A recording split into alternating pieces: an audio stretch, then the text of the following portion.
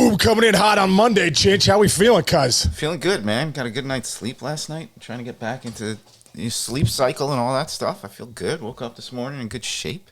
Nice, good, man. Nice. You're looking good, bro. You got a fresh look on your face. I got a little color over the weekend. Like you're ready to roll. Yeah, we had Breakthrough Pro 2 last night. Second session. Went great, dude. Went great. Did it? Good for you. It Excellent. went really good. Yeah, it was fun. So a great group of people. We got 18 people. Wow, that's like a community. Yeah, we got a nice, hey, dude, we all need a tribe, right? And then at the end of the day, we're human beings. We need to find a tribe. Yeah, that's good. Okay. That's great. Yeah. Right. Hey, I'll tell you who else is a tribe right now. The Braves are technically a tribe, but they got their butts kicked by the Toronto Blue Jays. It's a tribe of birds coming in and taking out the biggest team, best team in the league.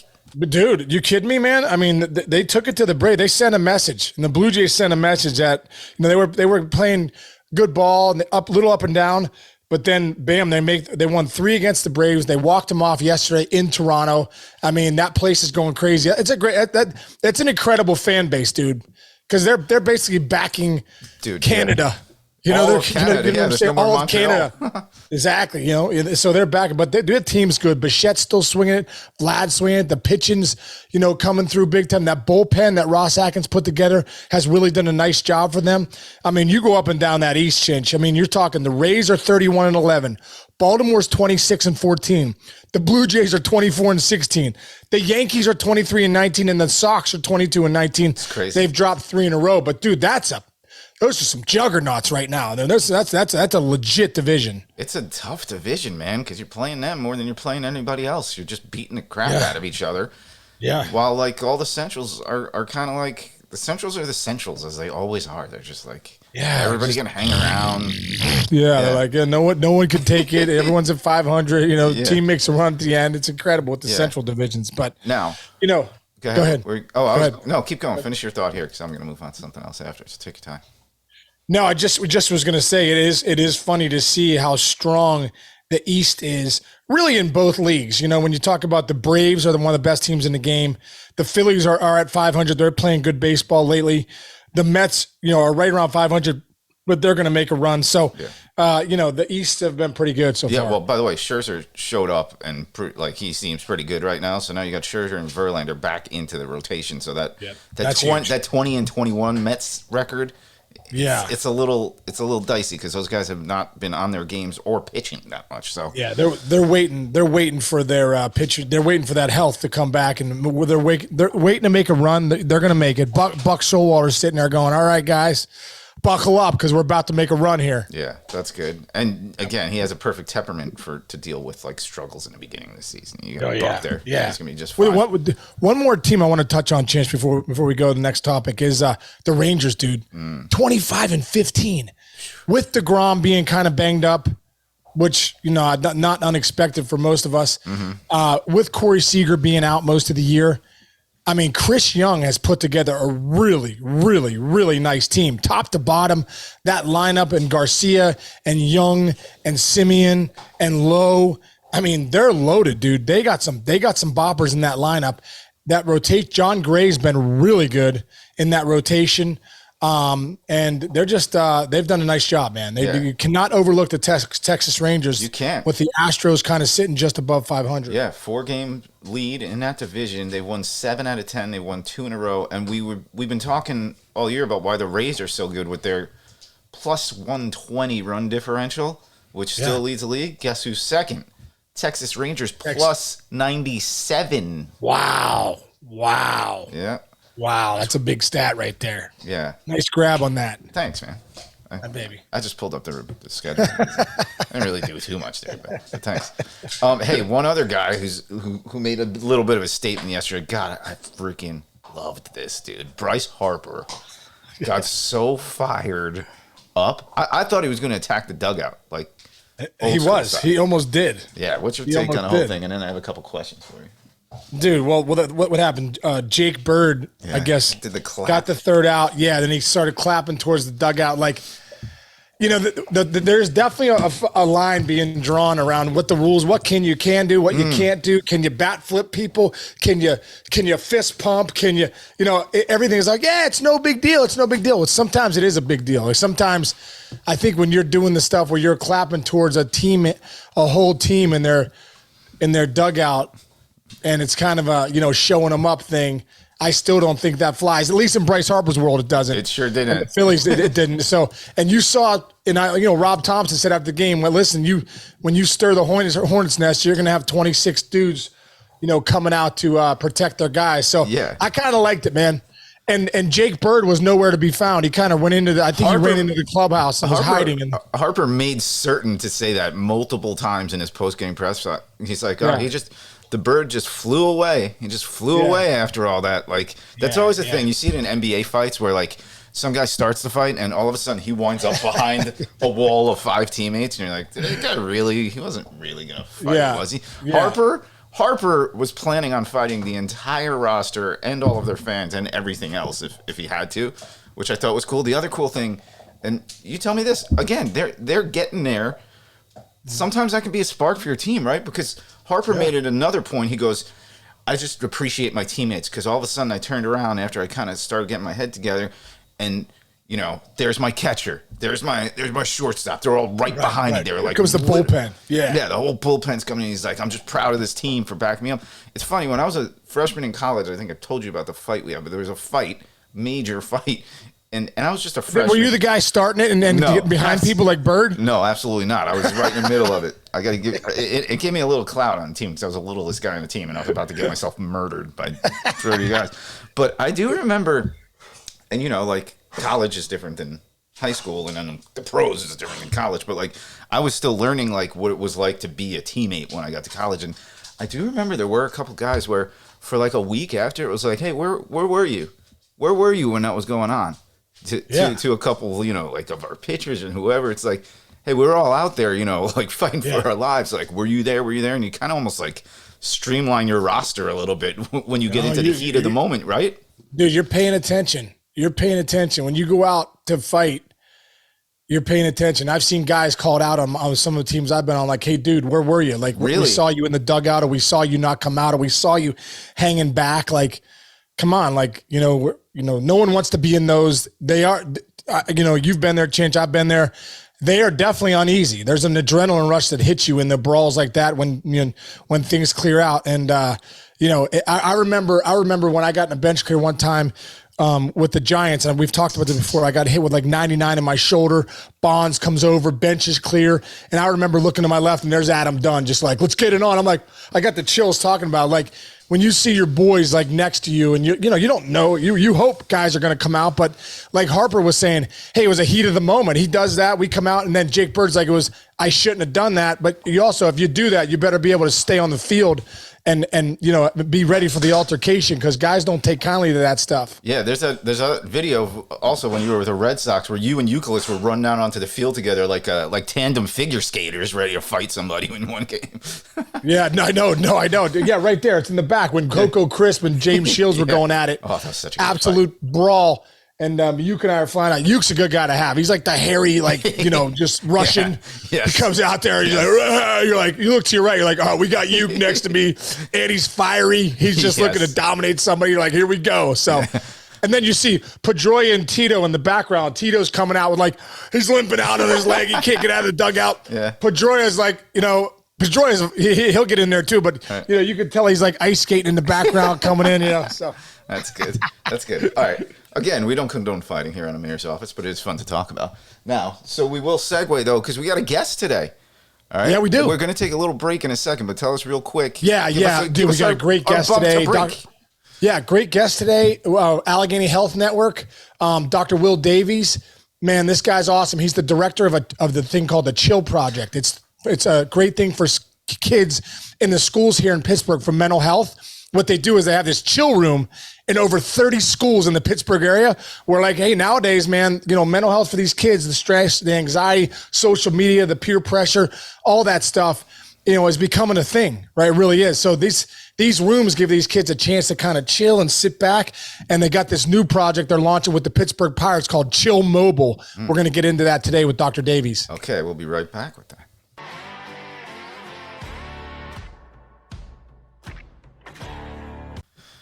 All right, Case, we're back, and you got your guy here. We're fired up. What's going on? What do we got? Here we go. We got it fired up, brother. We got it fired up. Hey, listen, I want to bring this guy in. Awesome guy with Allegheny Health Network, Dr. Will Davies.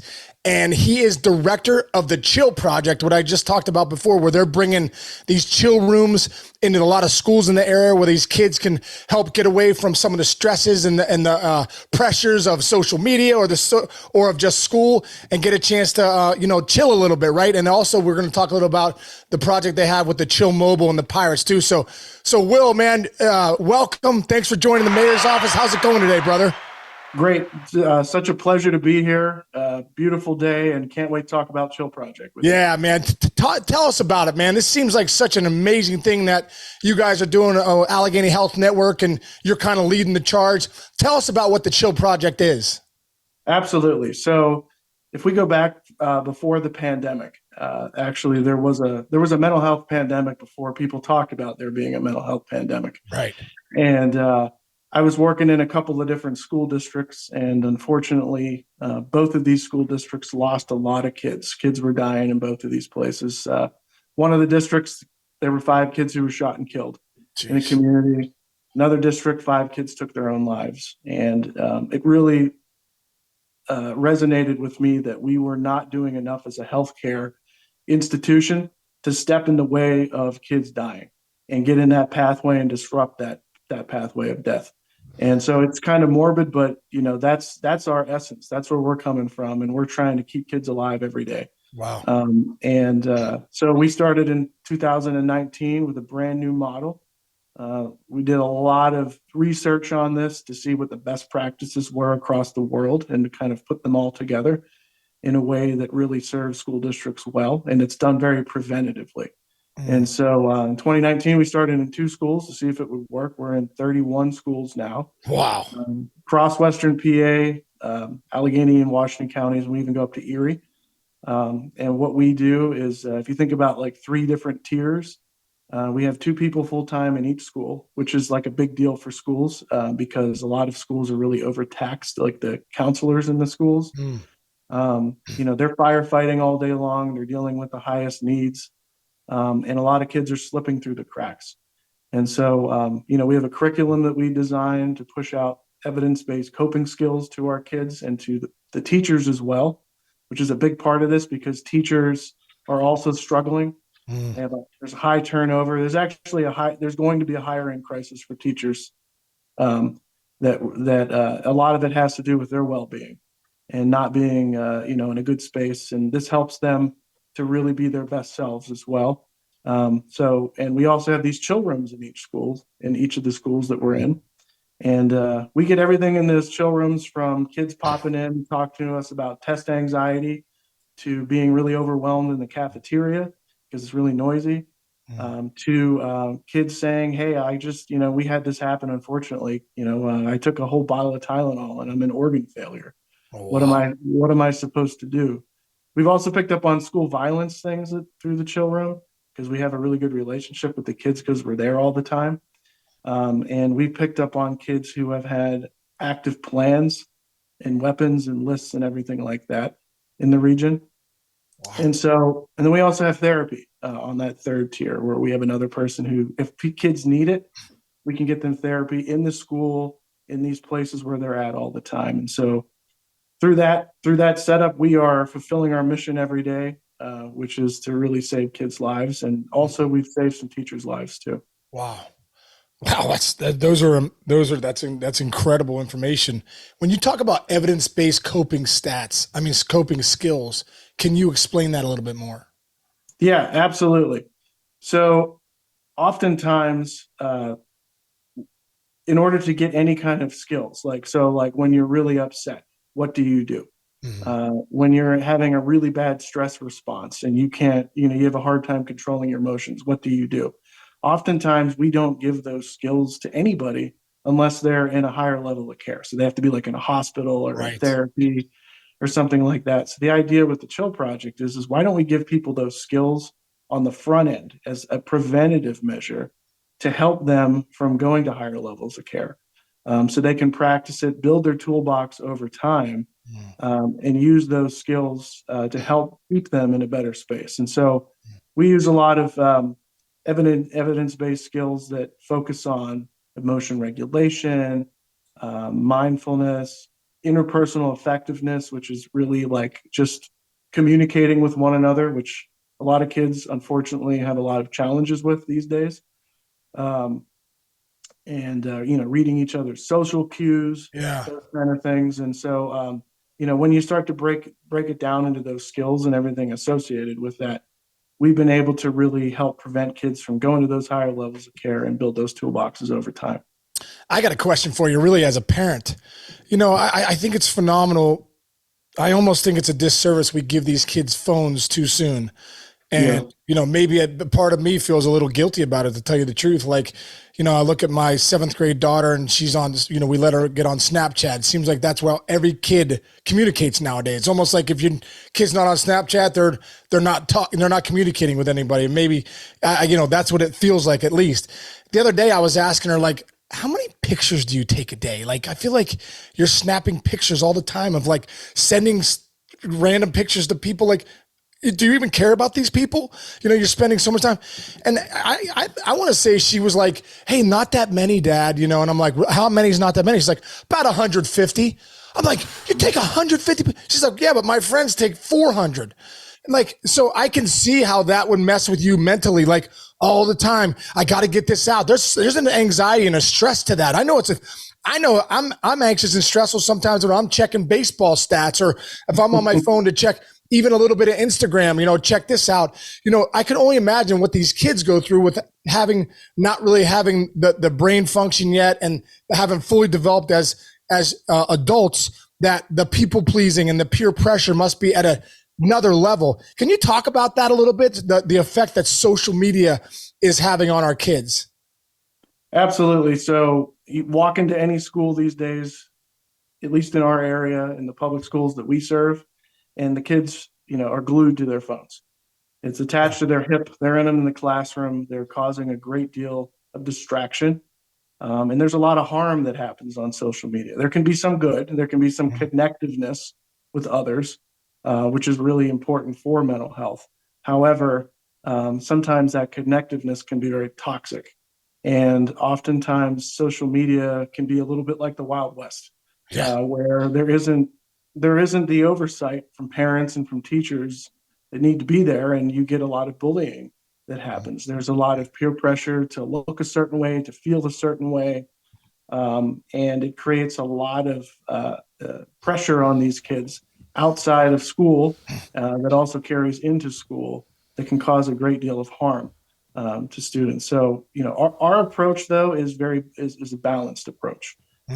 We know that the students are going to be there. That's like, we accept that that's where they're at. Yeah. And we have to work on a way to meeting them there in that space. And so something we're working on long-term in the Chill Project is, how do we meet kids in that social media space to provide them a mechanism that allows them to still be healthy while they're there, while they're experiencing the toxicity of the world that is around them. I got a quick follow to that, Sean, if you don't mind. Go ahead, Chich. Go ahead. So, you seem to have a bunch of great people who study this their whole lives, and this is careers you've made out of it. Can you talk about some of the things that these kids, I hate to use a term like pandemic kids, but the kids that went through this and were pulled out of their schools and, lost all social interaction for those years. And again, I'm sure it affected 7-year-olds different than it affected 12-year-olds, different than it affected 16-year-olds. What have you guys had to almost crash learn what these kids are going through, as compared to, say, what Sean and I didn't go through anything like that? It's nobody's gone through it in 100 years. So Right. how's that been working? Well, I think the biggest thing that we have found is that kids, because they were home and they were isolated, really lack a lot of emotional intelligence. Their ability to interact with one another has been delayed. And so, and we see it particularly with our younger students, where you have kids starting in kindergarten and first grade, but emotionally and socially, they're like 2 and 3-year-olds, because they haven't had that time to be able to be around their peers like all of us did at that time, and kind of learn the life lessons and how to interact with one another in the sandbox to help build up their social skills and their emotional skills. So a lot of teachers are having to pick up the slack for that, and we're seeing it in our programs across the board. Wow. What are you, I mean, the results of the chill rooms, and what are the results that you've seen so far? Is there anything tangible that you are like, man, this is working? Absolutely. Great question. So not only are we can actually show you the amount of kids in the district that we think are alive today because of what we've done, that we've picked up on. Just did a presentation the other day with a local district, and up through March, we're pretty sure that there's probably around 7 kids who might not be with us today. Wow. If we didn't pick up on their concerns. And the suicide rate right now among our young folks is astronomical. It's an epidemic, right? Don't you think? Yes, absolutely. And we have never seen anything this bad in our field. And it's actually overwhelming for the professionals. It's like, for us, to use like an old slogan, it's like drinking out of the fire hose every day for us too, because of the high level of needs that we're seeing across the board. So we see that, and we also track a lot of data from the kids coming into the chill room and when they leave, and how they feel when they come in versus when they leave. And we can get kids who come in who are really feeling stressed out. We can turn them around on average about 10 to 12 minutes by talking through what's happening, by applying a skill to it, sending them on their way, and they leave in a much better space. Wow, that's incredible. It's almost like, right, getting them out of the sympathetic fight or flight into the parasympathetic of just rest and digest, right? I mean, just even some, right, even some breathing, and I don't know, I do some yoga nidra, but some body scanning. There's so many different techniques that can get you there and get you out of that, oh, I'm going crazy.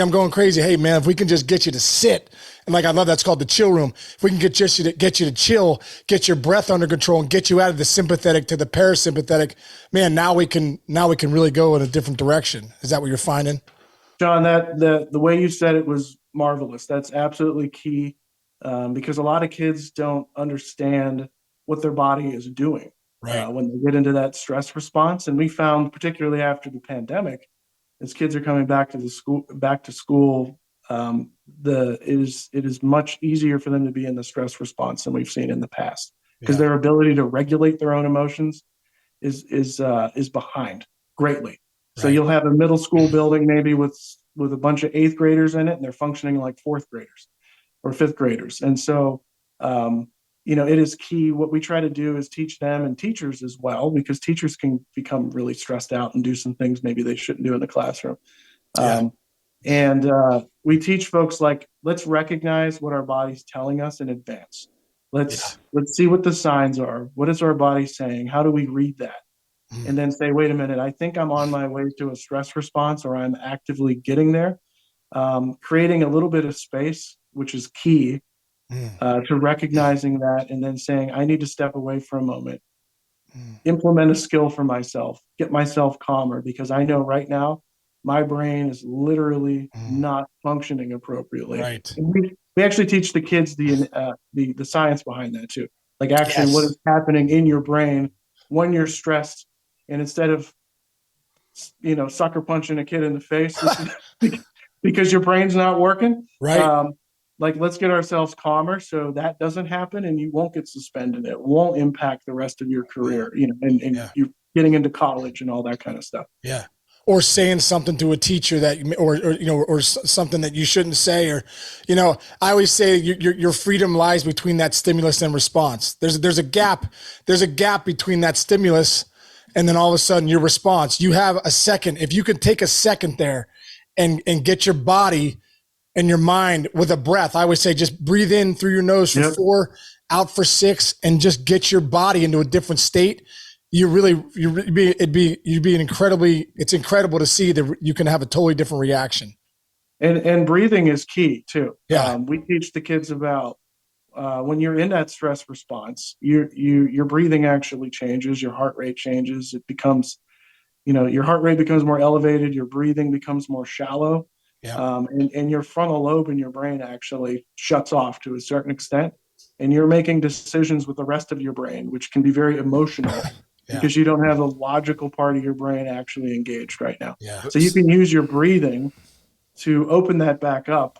When you have the stress response, it can take sometimes up to an hour to calm down, if not longer, because your body is releasing a lot of hormones, adrenaline, and when you breathe, you can actually breathe deeply. You can short circuit that much quicker and get yourself back to a better space. So excellent point. Can I ask you? Sorry, go ahead. I was just going to say real quick, staying with the science part of this. It seems like nowadays more kids are being put on anti-anxiety medications than I've ever seen in my life, and I wonder, is that more of a crutch in your professional opinion, or is it valued? Because I feel like they can get handed out like Tic Tacs these days with some of the kids I know. It's a real problem, and the psychiatrists that I work with that are part of the Chill Project at AHN really try hard to have that be the last effort that needs to happen. We try everything possible to help a child or a family member or a teacher work through strategies that we know are really effective. But there are some people that need more. They need that mix and that blend, both of the therapy side of it or the strategy side of it, and the medication side of it. But that is something that we would typically wait for, because we don't want to continue down the pathway of, like you said, like of the perception that it's something that's handed out like Tic Tacs. Yeah, right. Yeah, right. Yeah. I want to before we let you go here, I got a couple other things I want to touch on. The Chill Mobile that you guys partner up with Pirates Charities. Obviously, Bob Nutting partners with us at the Miracle League of the South Hills. Pirates Charities does too, and they do a great job, affecting a lot of our special needs kids. And the Pirates thought that this was a great project to partner with Allegheny Health Network. Can you talk about the Chill Mobile project and your partnership with the Pirates? Yeah, that's a super exciting project. The Pirates are really on the cutting edge of creating opportunities for the community in the region to address mental health stigma. And so what Chill Mobile does is we go around, and it's in our pilot year this year. We have renovated a 33-foot Winnebago, turned it into a mobile mindfulness vehicle, where we have an interactive projection system on the inside where there's 4 different immersions where kids will practice the skills that we teach them. And so we push into the schools, we teach the kids these skills that we know are effective in our bricks and mortar Chill project, and start to have some discussions with them that, like, as the Pirates say eloquently, and it's simple, but it's eloquent, which is it's okay to not be okay, particularly during the month of May here, which is mental health, month, and to kind of open up those conversations and get the conversations on the early end and say, it's okay to not be okay. It's normal to be stressed sometimes. It's normal to be anxious. Here are some skills that you can use. We can practice them in a space that's fun and inviting. That partners with a great organization like the Pirates. That's wonderful, man. That is wonderful. This whole thing is so wonderful, what you're doing with these, with the Chill Project all around and Chill Mobile. There's another thing I want to touch on too, is you got another really cool thing happening with this Kai and Kate show coming out on YouTube, and I believe it premieres on Wednesday. Can you tell us about that, and why are you excited about this? Absolutely. We're super excited about this. This is another innovation for us. We identified a need for kids who are in kind of the age range of 3 to 6, so that younger age bracket that we typically don't touch with our other Chill Project programming. Those are the kids that really are having a lot of challenges coming into kindergarten because of what happened during the pandemic and the isolation that happened there.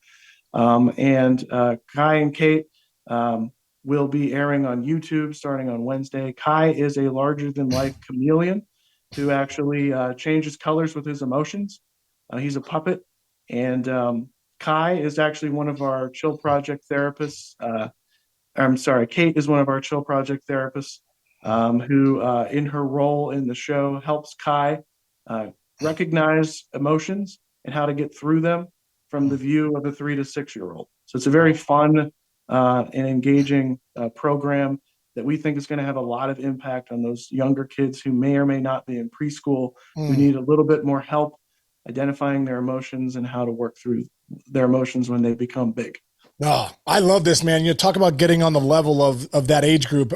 This stuff, I think, with the Kai and Kate show, this is the kind of thing we have to start getting to kids earlier. Like instead of getting them when all of a sudden we have suicide rates off the charts, we have all these mental health, anxiety. We can't, hey, let's start getting them at 3 to 6 years old where we're giving them some basic coping mechanisms, teaching maybe these kids how to breathe, teaching these kids that, that they are worth it. They are loved, that they are special. Yeah. That, that it is a big deal just to be a human being. It's pretty cool and that they're loved no matter what. So yeah, I love that. I love this Kai and Kate, YouTube show. And yeah, I think, am I correct in saying, man, the earlier you can start getting kids and relating to them at this age, the better they'll be as teenagers. You are correct. And it's not only for the kids, it's for the parents too, because I think there's some misconception that mental health, and it might be the way some people were raised. I understand that. Like I came from a place like that where you kind of like suck it up, pull your pants up kind of a thing and all that kind of thing. And, it's about kind of breaking that down and really connecting that emotional well-being is directly related to everything else in your life. If you're not in a good space, it's going to impact your grades. It's going to impact how you do with your friends. It's going to impact how you do with your family and impact you for the rest of your life. It's all interconnected and we can't separate it out and isolate it like it's a problem. We have to be able to talk about it like we do the medical health of folks as well. Yeah, I love that. And the fact that I love how you guys are connecting the mind and body. They're connected, even the gut brain and the health and in your brain, and they're connected. So like we got to pay attention to where we're feeling stress and anxiety in our body, and we can move it. We can move it. We don't have to stay stuck. We can move it. There are tools, and with programs like you're doing, Will, with Allegheny Health Network and the Chill Project and Chill Mobile and the Kai and Kate show, we're starting to get it out there. Like, hey, listen, it's okay to not be okay, but there actually are things that you can do to help yourself out. You don't need to sit here and stay in this anxious state. That's right, and I just to add on that, I'd like to tell people who are and share with folks who might be struggling that your life is worth living, that you are special and that you are loved and you are the individual who you are, and that there is help out there for you and that you have a lot to offer to the world and a lot to give to the world, and that you are loved. I love that, man. And where could people, some of our listeners that maybe are struggling or maybe they have family members who are struggling. I think all of us know people that are struggling. Where can they find you and more about, the chill rooms, the chill projects, or maybe just about how to get some help, mental health help? Absolutely. So, if you're ever experiencing a really high crisis in an emergency, and you're thinking about harming yourself or others, you'd certainly call 911. They're there to help. In Allegheny County, definitely the Resolve Crisis Network is there to be of assistance. If you need additional help or would like to look into this a little more, we have a web page on Allegheny Health Network's larger website that is under Psychiatry and Behavioral Health Institute. That's where we sit under the Chill Project. And then as of Wednesday, you can definitely take a look at our show on YouTube, and we'll have Instagram, Twitter, and Facebook as well. Great. All right, man. Will, thank you so much for joining us, man. This has been an incredible conversation, and looking forward to continuing the conversation. And I think I'm going to see you I'm going to see you Wednesday. We got a little project going, so I'm looking forward to seeing you then. That's right. We'll see you at the premiere. Really appreciate this opportunity today. Yeah, man. Looking forward to seeing you, and thanks again, brother. Good luck. All right. Take care. Thank you. Yep. That's an incredible conversation, Chance. The conversation that we all should be having openly in our families, with our friends, especially the way life is nowadays. What they say, you get more information, more inputs in one day now than you got 500 years ago in a lifetime. More inputs in one day, your brain. And I think sometimes it's a lot. One of the last things I want to piggyback on what Will said at the end, that you're worth it. Is, dude, I write down every day, and I like this mentality, because this mentality shifts from that's the smallness of what sometimes we get caught in our little box of fear and our little box of, oh man, what's going on here? Is my life worth all that stuff? You know what it is? And it's that thought that the odds of you being here on Earth are 1 in 420 trillion. It's like winning the Super Powerball 9 times. So you're here for a reason. You're here for a purpose. The fact that you're even walking around on the earth is truly a miracle. If you step back and go, you know what? I just won the life lottery every day. I like to think every day I get up and go, hey, I got another crack at it. Yeah. I get another crack at another day. Like, that's incredible. Another thing I like to think of, Rich Cincinnamino is one of one. You're one of 8 billion humans, but no one has your fingerprints. No one has your handprints. No one has your facial features, your smile. Nobody. Right. And I think that's what's so incredible. So we start looking at that. We go, yeah. And you're like, I am pretty special. I am here for a reason. Your heart beats 100,000 times for you today, for you a day. You're going to breathe 22,000 breaths. You have over 50 trillion cells digesting your food. If you flew up into space and you grabbed onto the earth, right? We got Rich Cincinnamino like Superman, yeah. And he goes over to the sun.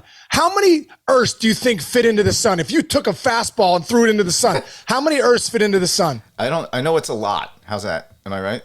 How about 1.3 million Earths fit into the sun?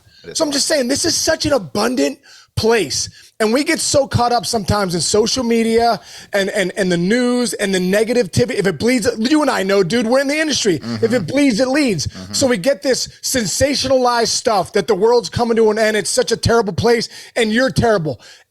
Not true. You're 1 in 420 trillion. You're 1 in 8 billion. A life force is pumping your blood every day into your heart, into your liver, into your lungs, into your kidneys. You have no idea how it's happening. You don't think that's incredible? That's incredible. Let's stop living life from lack and scarcity and start living it from gratitude and abundance and realize you can fit 1.3 million Earths into the sun. And I always say that to think there's a whole world out there, dude. There's billions of galaxies that they're finding now with this Webb satellite that goes out there and finding it's not even, it's dark matter. It's all connected. So come on, like, let's go. Like, gratitude, abundance. And remember, you're not stuck. We've just been firing things, neurons that wire together, wire together, right? Yeah. So we have all these stories that we've told ourselves. No, start changing the story. Start changing the story of maybe a program that's been given to you and start making it different. You can do it. Yeah. It actually works. Your brain can actually change. In the neuroscience now, you no longer can say, well, that's just how I was raised. That's just who I am. BS. It's a story. The truth is 1 in 420 trillion, 1 in 8 million, 1 in 8 billion. You're one of one, dude. You're one of one. Let's start living like it. I got nothing to follow on that, man. That's good stuff right there. Great that's stuff. That's the truth, dude. brother. I love it. At the end of the day, let's go. And that's why I love that conversation with Will Davies, man. Yeah. What they're doing, this stuff matters. The suicide rate is at a epidemic level. We can't just keep looking the other way. 50%, I don't know exactly the stats, 50% people in some sort of anxiety, depression, a lot of us. So let's go, man. Let's start changing that narrative, changing the story, and start looking at things differently. I appreciate you bringing him on, man. That was great. That was that was great. Awesome, man. That was the easiest awesome conversation to have, but we all have to have it, right? Everybody's dealing with that. I know. We have to have it. We can't just keep looking the other way and just suck it up. Yeah. No, talk about it. No. Talk about it. Great stuff, Case. Great stuff. Okay, brother. Chinch, I love you tons, dude. So grateful for you, man. So grateful we're doing this show. And for everyone out there listening, we're so grateful you guys are listening because that's the reason we do it, because we can tell, you guys are listening. So thanks a lot. We will see you guys tomorrow, and I'll talk to you, brother.